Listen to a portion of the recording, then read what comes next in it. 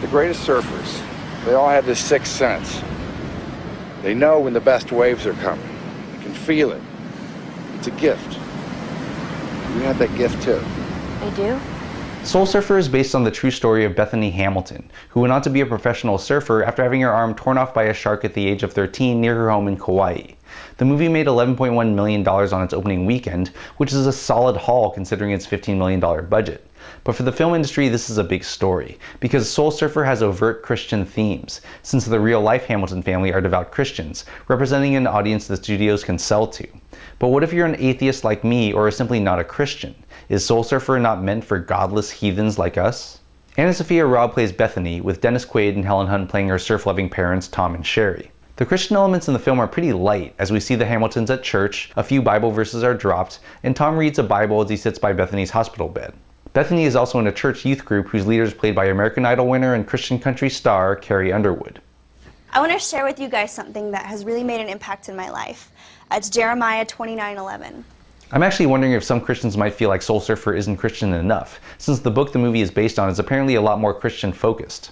However, I was disturbed by what I saw as the film's implication that the shark attack might have been God's way of getting Bethany back on track after she decides to forego a church trip so she can train for a tournament, and later sneaks out of her house against her mom's wishes to go night surfing with some boys.